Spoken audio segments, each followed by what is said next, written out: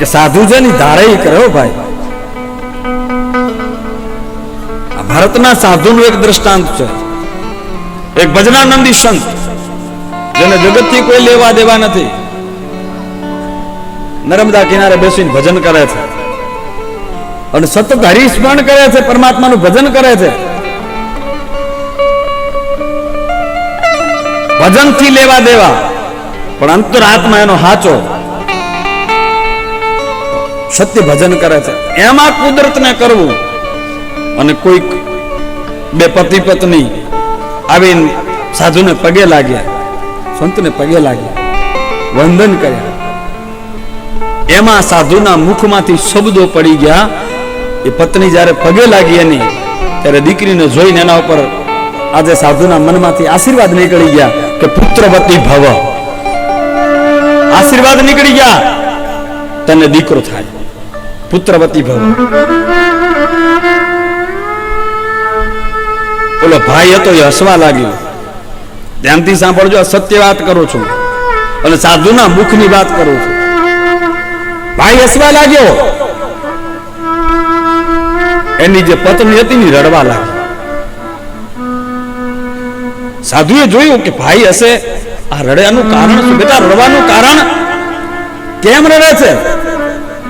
બાપુ તમે આશીર્વાદ આપ્યા છે, આશીર્વાદ સાચા નહીં પડે એટલા માટે રડું છું. મારે સંતાન કોઈ નથી એટલા માટે રડું છું, પણ તમારા આશીર્વાદ એ સાચા નહીં પડે. બેટા મેં તો સાચા ભાવથી આશીર્વાદ આપ્યા છે, અંતરના ભાવથી આશીર્વાદ આપ્યા છે, પણ બાપુ સાચા નહીં પડે. કેમ બાપુ? એક તો કોઈ સંતાન હતું નહીં, અંગમાં પીડા હતી, દવાખાને ગયા, ડોક્ટરે કહ્યું કે બચ્ચાદાની કાઢવી પડશે, ઓપરેશન કરાવી નાખ્યું છે. ગર્ભની કોથળી જ નથી, કઢાવી નાખી. બચ્ચાદાની જ નથી તો ક્યાંથી દીકરા થાય, ક્યાંથી સંતાન થાય? બેટા ઈ મારો રામ જાણે ભાઈ, પણ આશીર્વાદ અંતરના ભાવથી આપ્યા છે.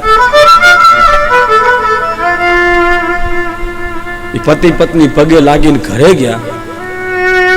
સાહેબ એમ કહેવાય છે 2 મહિના થયા અને દીકરીના ઉદરમાં એમ કહેવાય કે પીડા ઉપડી, પેટમાં પીડા ઉપડી. દવાખાને દેખાડવા માટે ગયા અને દવાખાને દેખાડવા ગયા ને તો ડોક્ટરે કીધું કે આના ઉદરમાં બાળક છે. આ સત્ય ઘટના છે, કોઈ હજારો વર્ષની ઘટના નથી, 2-5 વર્ષ પહેલાની ઘટના કહું છું. ડોક્ટર વિચારમાં પડી ગયા કે આ બાઈનું ઓપરેશન મેં કરેલું, તો આને ગર્ભ રહ્યો કઈ રીતે? અને ડોક્ટરોએ જોયું કે આને ગર્ભાશય આખું નવું પ્રગટ થઈ ગયેલું એના ઉદરમાં. સાહેબ ગર્ભાશય નવું પ્રગટ થઈ ગયેલું. આ સંતના આશીર્વાદની તાકાત છે. અરે ગર્ભાશય પ્રગટ થયો નહીં સાહેબ, એ દીકરીને 9મે મહિને દીકરો પ્રગટ થયો અને બાપુ પાસે લઈ એનું નામકરણ સંસ્કાર કરાવવા માટે કે બાપુ આ તમારા આશીર્વાદથી આવ્યો છે. આ સાધુની તાકાત છે. આ કોઈ હજારો વર્ષની કથા એવું નથી, પણ આપણો જો આત્માનો વિશ્વાસ હોય ને તો આશીર્વાદ ક્યારેય નિષ્ફળ ન જાય. એક વસ્તુ યાદ રાખજો, અંતરના ભાવથી જેનું ભજન છે એના આશીર્વાદ મળી જાય ને કોઈ દી નિષ્ફળ ન જાય.